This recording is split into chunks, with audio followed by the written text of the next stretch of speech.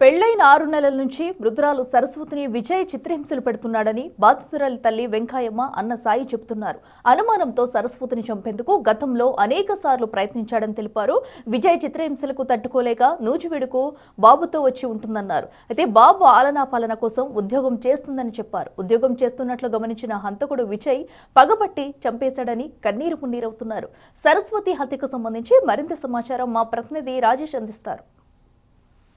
సరస్వతి అని మా భార్యను భర్త అత్యంత కిరాతకంగా జరిగినటువంటి దాడికి సంబంధించినటువంటి విషయంలో ప్రస్తుతం సరస్వతిని మహర్షులు అయితే ఉంచారు. ఆమె కుటుంబ సభ్యులు ప్రభుత్వ హాస్పిటల్కి వచ్చారు. తల్లి రోధిస్తున్నటువంటి దృశ్యాలు ప్రస్తుతం మనం చూడవచ్చు. ఆల్రెడీ పోలీసుకు ఒకసారి చెప్పామని చెప్తున్నారు. కానీ పోలీసు సరిగా పట్టించుకోవడం వల్లే తన కూతురు ఈ విధంగా జరిగిందని కన్నీరు మున్నీరుగా విలిపిస్తున్నటువంటి పరిస్థితి.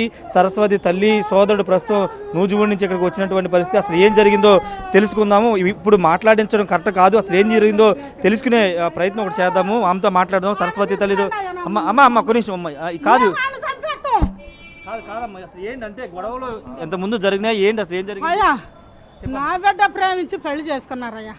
చేశాక చూసుకోవటం బాధ్యత ఆడదేనా?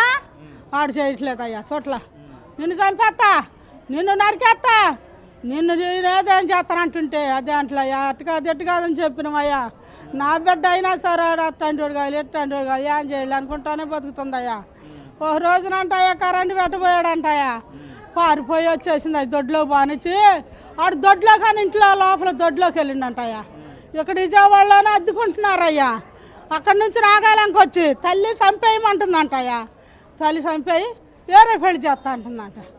అంటుంటే అట్టగా అనుకుంటూ చూసుకుంటూ వచ్చి ఒక రోజున కరెంటు పెడితే పిల్ల పారిపోయి ఇంటికి వచ్చిందయ్యా.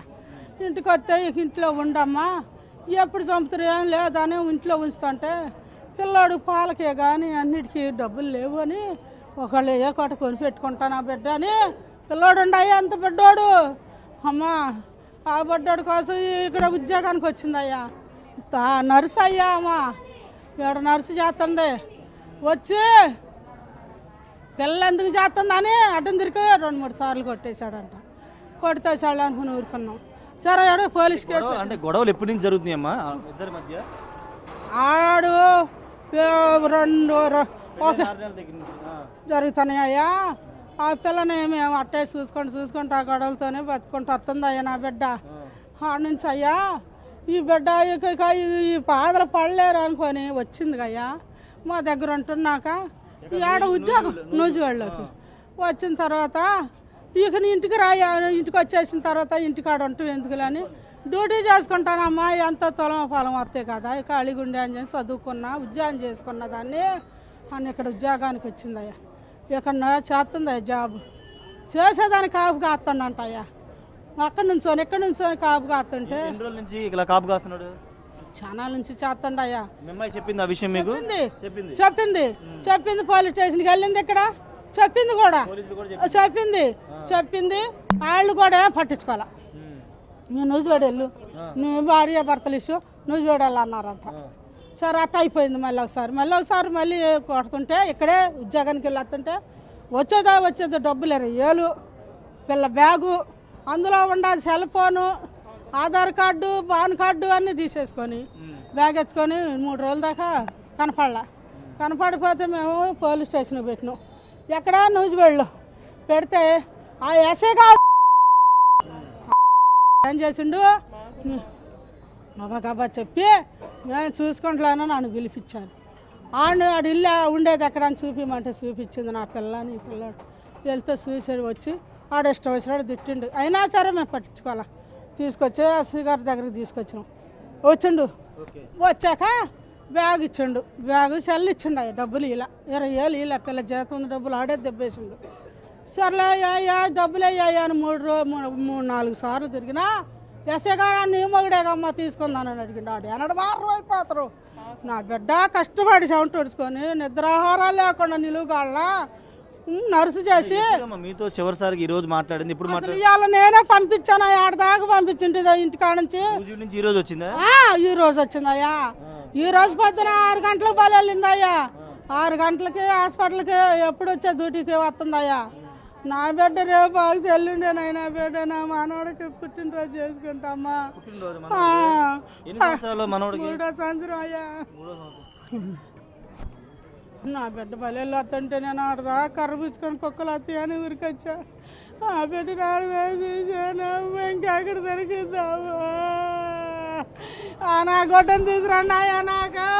ఒకసారి వాళ్ళ తమ్ముడు కూడా ఉన్నాడు.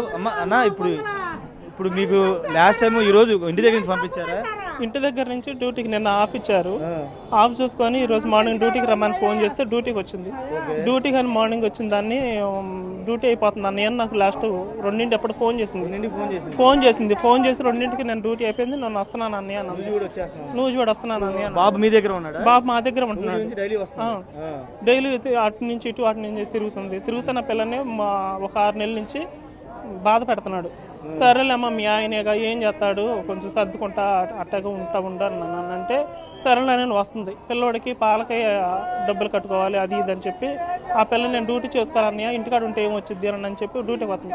నువ్వు డ్యూటీ ఎందుకు చేస్తున్నావు? నువ్వు ఇంటికాడ ఉండకుండా నా దగ్గర కాపురం చేయకుండా నీకేం పని, నీకెవడో ఉన్నాడు, ఆడెవడో ఆడితో నువ్వు మాట్లాడుతున్నావు అని చెప్పి ఆ పిల్లని అనుమానించడం, కొట్టడం, చాలా హింసించడం చేశాడు. ఇది పూర్తిగా చాలా రోజుల నుంచి వెనకాల తిరుగుతున్నాడు, చంపేస్తానని చాలా సందర్భాలు చెప్పాడు. గతంలో కూడా ఒకసారి కరెంటుతో చంపే ప్రయత్నం కూడా చేశాడు. భర్త విజయ్ అని తల్లి చెప్తున్నారు. అదేవిధంగా ఆమె సోదరుడు కూడా చెప్తున్నటువంటి పరిస్థితి.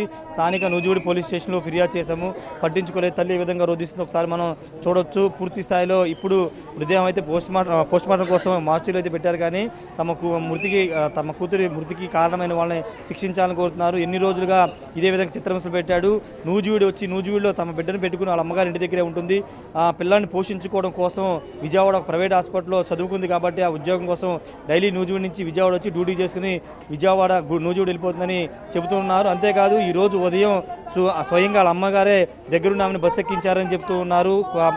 ఇంకొక 3 రోజుల్లో కుమారుడి బర్త్డే కూడా పుట్టినరోజు వేడుకలు కూడా చేసుకుందామని సంతోషంగా చేసింది అనుకున్న సమయంలో ఈ విధమైన ఘటన జరిగిందని తల్లి అదేవిధంగా సోదరుడు కన్నీరు మున్నీరుగా పిలిపిస్తున్న పరిస్థితుంది. కెమెరా పర్సన్ సుబ్బుతో రాజేష్, బిగ్ టీవీ, విజయవాడ నుండి.